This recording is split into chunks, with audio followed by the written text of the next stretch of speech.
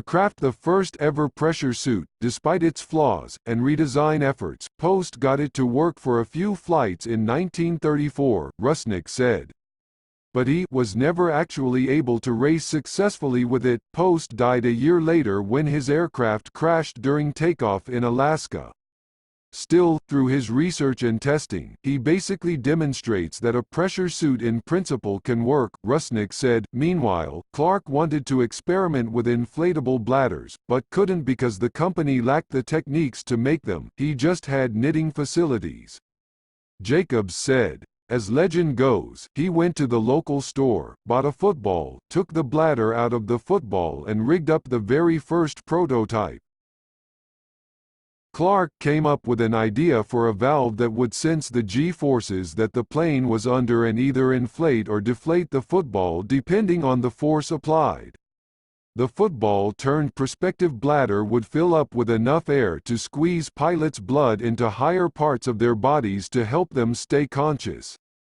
Other companies such as International Latex Corporation, now ILC Dover, also got in the game, but working with the Mayo Clinic, David Clark found enough success to create the G-suit technology, partial pressure suits and, eventually, the full pressure suits used today. We've made so many different suits for so many different systems, it would take a research project to try to get exact quantities, Jacobs said.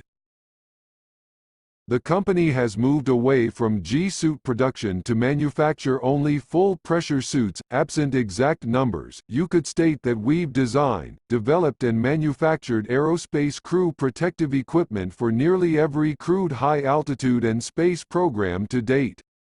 Jacobs said, custom fit, added improvements. A David Clark suit is customized for each vehicle and each mission, stitched and sealed by hand and integrated with hardware that will tightly hug the body in the event of a dramatic pressure change. The U-2 helmet shell and visor are crafted together with the company's special mold, Jacobs said, and have become lighter over time. Each piece is inspected, tested and retested just like an aircraft undergoing maintenance. The suit has built-in capabilities to allow the pilot to eat through a feeding tube, as well as go to the bathroom. One recent change is a protective U-2 coverlet in the same eye-catching golden color as the suit, Knapp said. We've incorporated as an outer one-piece cover, which just basically moves all the pockets and everything, to the outer cover. We've already had them tested and approved, and they are in use. The coverlet helps decrease maintenance and cleaning. With the suit, it's really easy to pull that cover off and they can actually machine wash them and clean them, and then they can put it back on the suit, Knapp said. Over the last 30 years, radical improvements have come just from new materials. As suit developers and suit designers, our competition hasn't necessarily been other suit companies, Jacobs said.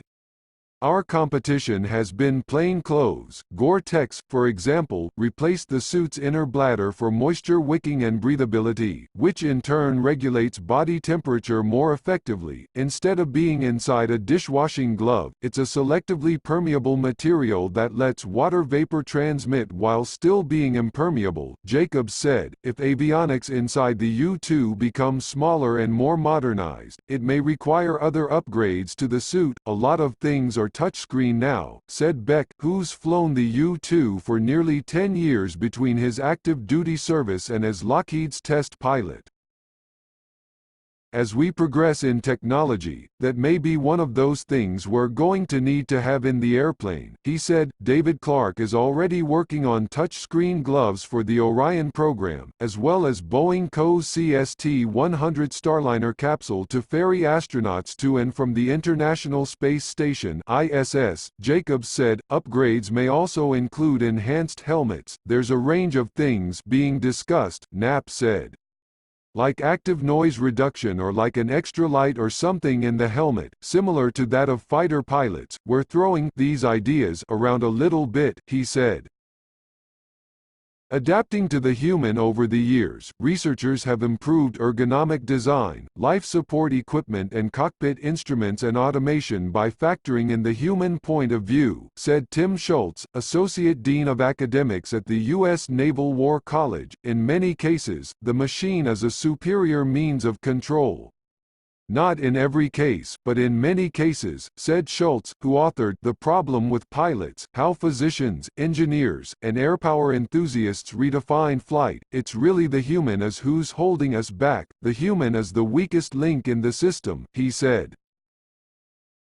The Air Force changed the U-2's cockpit cabin pressure regulator after pilots in the mid-2000s raised concerns over spikes in decompression sickness, or DCS, they experienced during longer flights.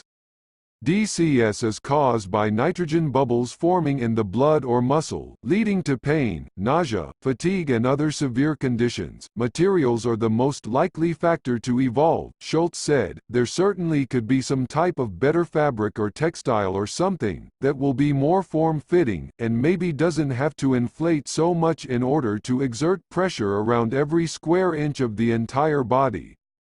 Schultz said, while there are no formal requirements to drastically upgrade the U-2 suit, some ideas are being kicked around.